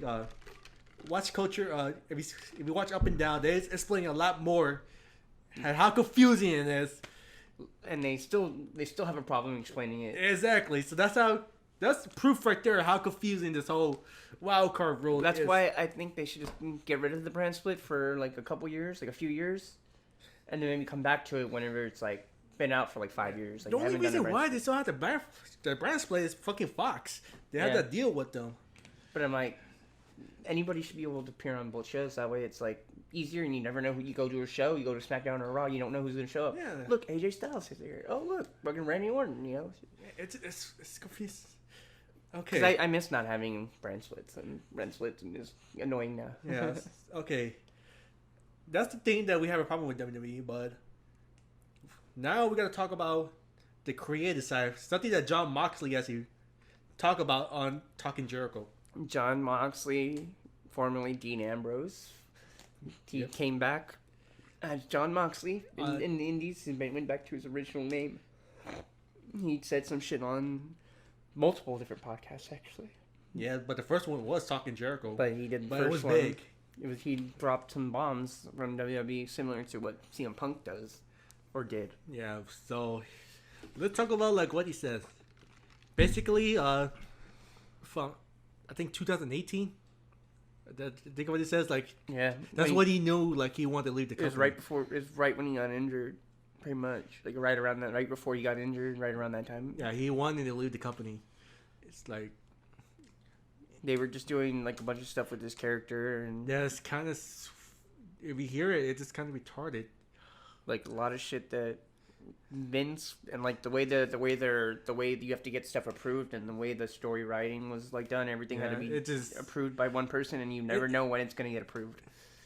And the most famous line that he said about Vince talking, "That's some good shit." That's some good shit. And I hope that's a real quote from Vince McMahon. I'm pretty sure that is, to be honest. But like apparently like Vince McMahon wanted like Dean Ambrose to tell like people that they were smelly, like fans were smelly or something. Okay. Like there's one of them I think that was kind of cool was the gas mask. Yeah, but he had to get that done because it was originally like a surgeon mask. Surgeon mask. And then he's like, no, But that's fucking dumb. if you want to do the gas mask, okay, that's fine. But It looked cool when he did it looks cool. But They gave him like that Bane style. the story behind it Is dumb as fuck. Yeah, exactly. It just like He didn't want to do that at all. Like none of it. yeah, it was And exactly. he had to do it because they told him. And one of them, I think one of them was fucking retarded. He missing a pooper scooper. Yeah, like Just like there's a bunch of stuff that he didn't feel like he wanted to say. They also wanted him to say some stuff about Roman having cancer and stuff. it's kind of fucked up. Like you think about it, like And he still felt ended up having to say one thing about it later on. and he felt uncomfortable saying that. Like he didn't want to say it. Yeah. So it's like, I'm like, dude, what is going on with the creative there? Especially Vince, you know? It's like, what? But Ron Monkey said he needs to take a break and come back. Yeah, like here's the thing I'm saying. Like I know Vince did book some amazing stuff back then, but I'm thinking he lost his passion. Like he did Because he's been working as a job for so long. Yeah, exactly. Like he lost it. Like take a break, Vince. Do something. Like you just booking all these weird matches is ruining the company. That's why I think like Vince should step away from WWE and do the XFL stuff. Yes. Let Triple H run WWE stuff, Yeah. and focus on the XFL, right? Exactly. And then, like take and your then mind like off come it. back to it like a couple years later, Yeah, do that. Like or just book like one person you really like. Book all his stuff. yeah, Like he can be like the most important matches too. Like you can be like this. I want this guy to push as my title guy, and I want to do everything around him. I want to choose who he has matches against, what his storyline is. I think if he did that, where you just booked one person and kept going, it'd be pretty cool. You know, just do it that way. yeah. Because like It's just ridiculous. Vince just needs a He reality check. Someone needs to check him on this stuff. And right now he's like he wants to make Raw and SmackDown better because of AEW, which we're gonna talk about now. All Elite Wrestling just did their first pay-per-view, Double or Nothing in Las Vegas. Now, a lot of people like it, a lot of people hate it. Let's talk about what Jim Cornette had to say. Jim Cornette had to say that he hated 90% of that pay-per-view, especially the Battle Royal that they had. And the weird watch. I do admit the one thing he said about the Royal Rumble was that the rules are kind of weird. Yeah. Because they did like cards and it didn't really make sense at all. But it was way more sense than the wild card rule that WWE has. But he didn't like a lot of that. He didn't like the opening match. I think he didn't like that one. But he did like MJF. He did like he said like really good things about Hangman Page. He loves Hangman Page as well. MJF was his favorite, but Hangman, he says, is a very good worker. So. I know it says one of his favorite matches was Cody versus Dustin. Cody versus Dustin was up there. He never thought Cody was a great wrestler, but he said that match was like really good. That him and Dustin, even he didn't like Dustin being Goldust either. But Dustin, as a wrestler, he likes Dustin as a wrestler and as a person. He also said like Tommy Dreamer is like Mick Foley, where like he's too nice to people. He lets people do dumb shit to him. Yeah. I'm like, I'm not really upset with that. The spots he did weren't that bad. In my opinion, anyway. And then he liked the SCU match, the tag match that they had. Yeah, it was. He loves He loves Frankie Kazarian. He loves Christopher Daniels, legend Christopher Daniels. Yeah. But there's a lot of stuff in the Royal Rumble. Like he didn't like the guy that didn't have legs that was in the Battle Royal. Which he didn't like the guy who was like the Luchasaurus. He didn't like Michael Nakazawa because he had like all the oil on his body, and he didn't like the transgender wrestler either. Which I don't have a problem with that. I don't know why he has a problem with that one. Yeah, and then, like he didn't like there's a lot like he didn't like almost anything out of that Royal Rumble. He did like Brian Pillman Jr. That was a good one. He liked him, but he hated most of that Battle Royal, and then he also like hated 90%. He didn't like the 4-way women match, which had Kong and the 3 other women in it. which was a great women's match for the most part. He did not like, which is not surprised. He did not like the Bucks match. He didn't like the Bucks versus Pentagon and Ray Phoenix. His quote, "It looked like gymnastic," so he says the Bucks do too much gymnastics, and like he says that like American tag team wrestling can't do a match with Mexican luchador tag team wrestling. When they've been doing, like, Pentagon and Phoenix are literally the best wrestlers on the planet. Like, some of the best wrestlers on the planet, and he says, like, those two don't mix. I'm like, those four guys are, like, the best tag team wrestlers. That match was amazing, also. Like, I don't know why he thinks that, like, two styles of wrestling can't wrestle against each other. But... I think he just hates the Bucks, to be honest. And he also hates Kenny Omega. He liked the Kenny versus Jericho match. But he says, like, I don't like Kenny Omega, so I have to give it to Chris Jericho for carrying that match, even though he literally admits that Kenny Omega was really good in that match. But he's like, just by his background, I have to give it to Jericho. It's kind of retarded. I was like, what? That's a face-palming moment right there. But, like, there's, like, so much dumb shit that Jim Cornette said, But let's talk about our own opinion about the match. Let's talk about Cody versus Dustin. That was the big match of the night, and it had a very big story behind it. And you want to talk about a bloody match? That match was bloody. That went back to the roots of hardcore. That's like old school wrestling at its finest right there. It's crazy because, like, the beginning of that freaking match is a very fuck you to WWE. Like, there's no turning back for Cody Rhodes. Yeah. Where he smashes a throne that's basically supposed to stand for Triple H's throne. With a sledgehammer, by the way. With the sledgehammer, Brandy gives it to him. Yeah. He kisses it, and he smashes the throne. Apparently, the throne was supposed to break, like, in a bunch of pieces, but it didn't work. But the way it worked, it looked cool. So it looks cool. I don't mind. And then Dustin came out, and everyone popped when they saw the natural on his back. Yeah.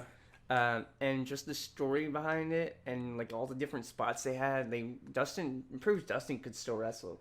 Yeah, he can. And like that whole match, man. Like if you think like Goldust wrestling is bad, no, that's not. He was actually a great wrestler, even being Goldust. They just didn't. Yeah, they haven't used him right. Like they haven't used him in a long time for the right way. Like you want to see like him and Goldust being like a good wrestler.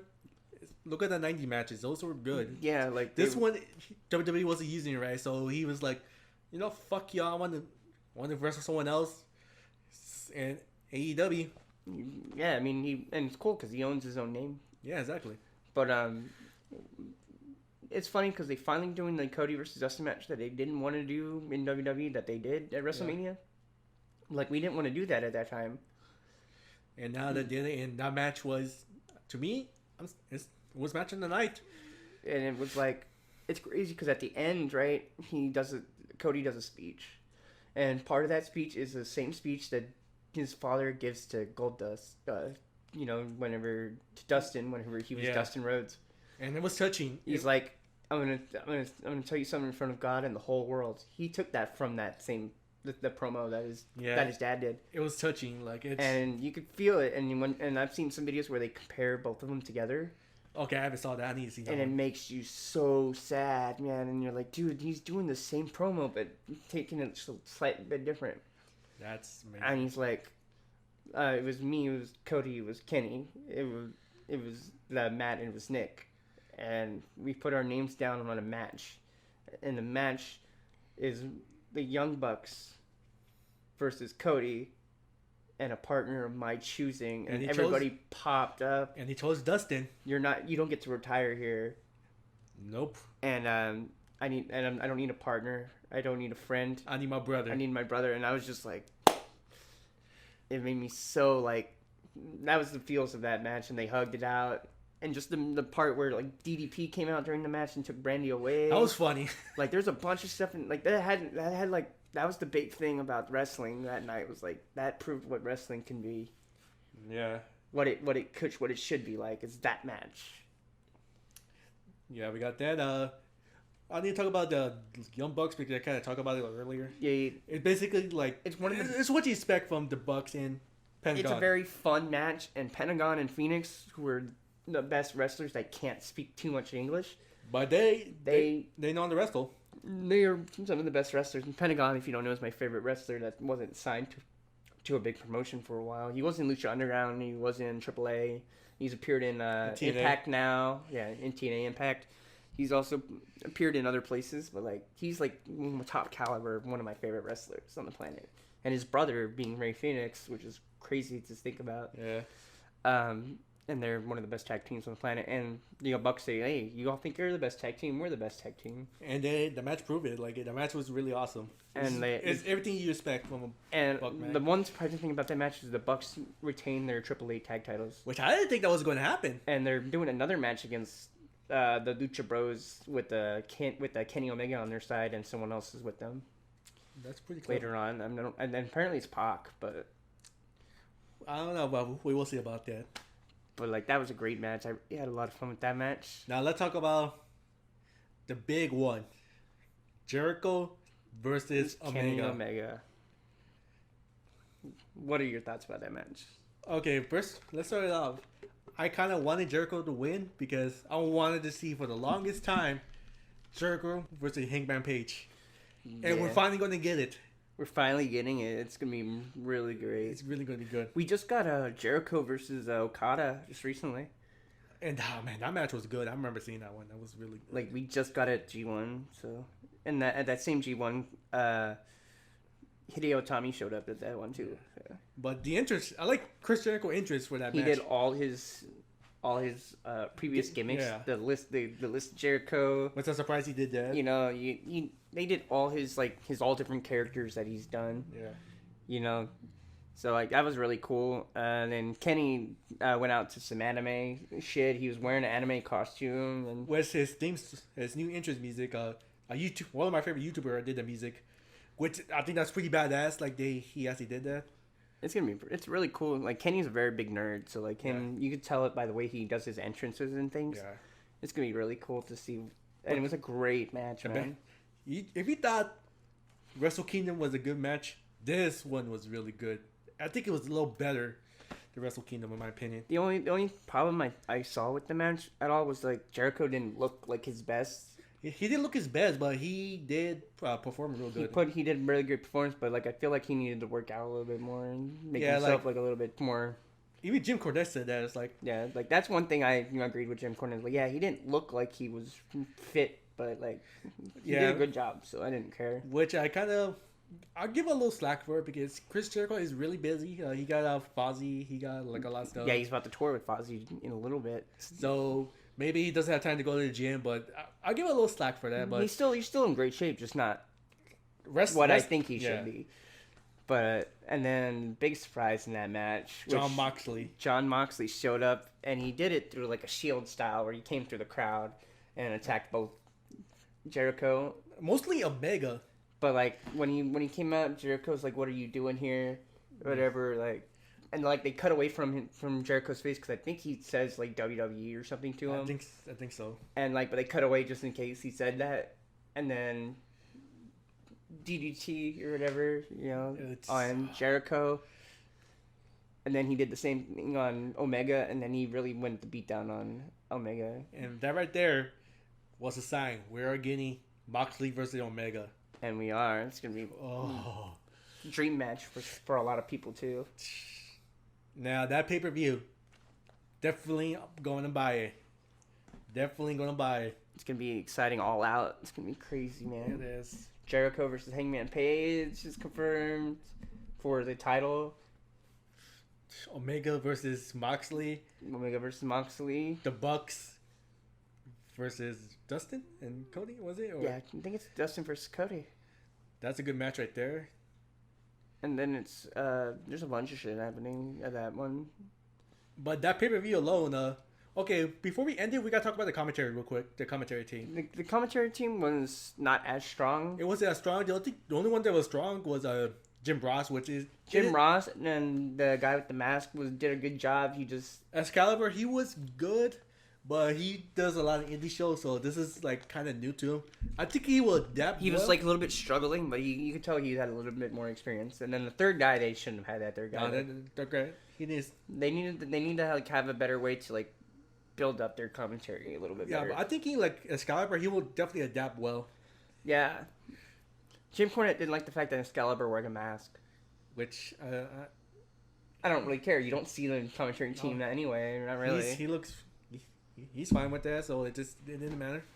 As long as you do your job, I won't care. Yeah. But they just need to work on the commentary a little bit more for the next few stuff they're gonna do. Because I think once they go to TV, it's gonna be a little bit easier. But so if I had to rate the commentary team, I give it like a 3 out of 5.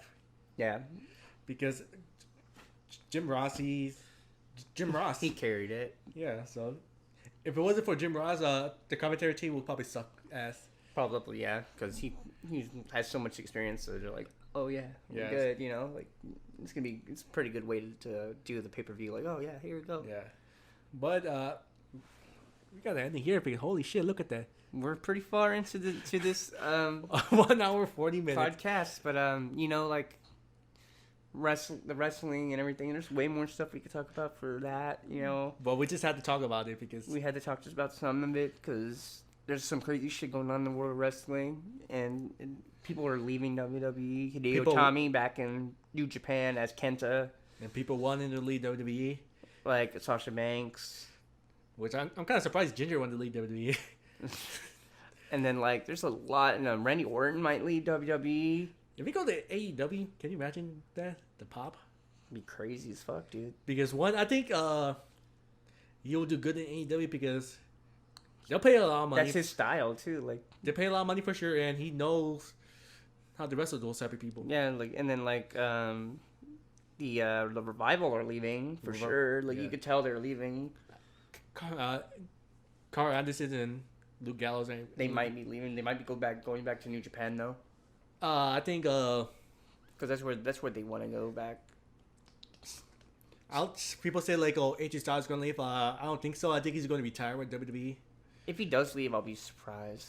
Yeah, but I think if he did leave, I want him to have another match with Omega. He should, but as of right now, I think him retiring in WWE is kind of perfect for him because there's a lot of people wanting to leave apparently though. Yeah, so hopefully this would make WWE open their eyes. Like, hey, we need to rethink things. They need to change stuff, and they need to stop like grabbing so much talent because they don't have anywhere to put them. Exactly. Like, some of the stuff, like we forget wrestlers are still on WWE, like EC3. EC3's on there. Down to Benjamin. I forgot you. Where has he been? There's a lot of fucking people. Chad Gable's. Chad Gable. Who else is on there? There's fucking a lot of people there. Sanity's broken up pretty much. No, and then Nikki Cross is doing some weird things. Thing with Alexa. You know, like they need to figure out what they're doing, and they need to make it better. Treat them better. You know, I think they tried to keep Sasha by giving Bayley the title. Yes. Like, oh, that was supposed to be you. It wasn't supposed to be Bayley. But I think it was just, oh, you're giving Bayley so we could try to convince you to stay. Of that, the whole thing with Dolph Ziggler versus Kofi. Yeah. That's the whole thing why the match was going on. Dolph keeps saying, it was supposed to be me. It was supposed to be me. During the whole promo, he did. That's all he mentioned. I was just like, we get it. And apparently Ziggler wanted to leave too, so. They're probably paying a lot of money to stay. Well, I mean, the last contract he got was like $1 million contract from WWE or something, like just for him. Like, he's not a guy that deserved like $1 million contract. But hey, he's a great guy though. He's really funny. But hey, if I get paid that much money, I'll stay. Yeah, so I mean, I think there's like Balor is still there. Surprisingly, he's still Intercontinental Champion. Nakamura is still there. Asuka and. I'm kind of surprised Nakamura re-signed his contract. To be honest, I was surprised because they were treating him like shit at that time. But I'm assuming they're paying him like a lot of money. Yeah. But I'm like, dude, Nakamura, go back to the Indies. I think Asuka's gonna retire at WWE. To be honest, I think that Asuka's gonna retire, even though I would love to see her go back as Kana. But because like that's the Asuka I want, Kana. Yeah. But WWE keeps just grabbing as many wrestlers they have. I mean, Matt Riddle. Like apparently might be going to the main roster. I'm like, no, he just did one of the best matches of all time in NXT. I'm thinking, I don't want this to happen, but Adam Cole might be going to the main roster. Who? Adam Cole. Yeah. He's definitely going to go to the main roster. Which I kind of don't want to because he's going to get lost on the shuffle. May he rest in peace. But yeah, Imagine if he left. Imagine if he just like did NXT and then like left, and that's why he's been in NXT so long. that's probably it. I mean, half the guys in this team were freaking New Japan guys. So. Yeah. I don't know. It's crazy. And WWE has some of the best talent, and they just ruin it because they don't have anything for them to do. They sent Luke, right? I think so. Yeah. They sent Luke back to the. Oh no, it was Luke Harper. Luke Harper. Yeah, they sent Luke Harper back to NXT because he's gonna leave. Which. And I think, dude, that's the worst person you should send to them because he's one of the best wrestlers ever on your roster, probably. Yeah. So. And once he leaves, he's gonna get some big stuff, whether it's in Combat Zone, whether it's in AEW, you know, or like, New Japan, like whatever. Wherever like, he goes, he'll get notoriety. There's so many people in. They sent so many people back. We haven't seen Naya in a while. It was just great. So thank God. But we're gonna stop it here. Yeah, because it's about to be 2 hours. Let us know what you thought about this whole long video of the stuff. Whether it was E3, put some comments in the below. Wrestling, like All Elite Wrestling, WWE. What are some companies you are keeping an eye on? What is stuff that all the companies need to do better, or they need to do less of? Because there's a lot of stuff that's going on. So let us know in the comments below about all the stuff we just talked about, E3 and wrestling. You know, we're gonna have a couple more stuff coming out soon. Hopefully, more podcasts and some. He's streaming almost every day. If he's not streaming, he's uploading something. So. And starting tonight, you might be joining me for a stream.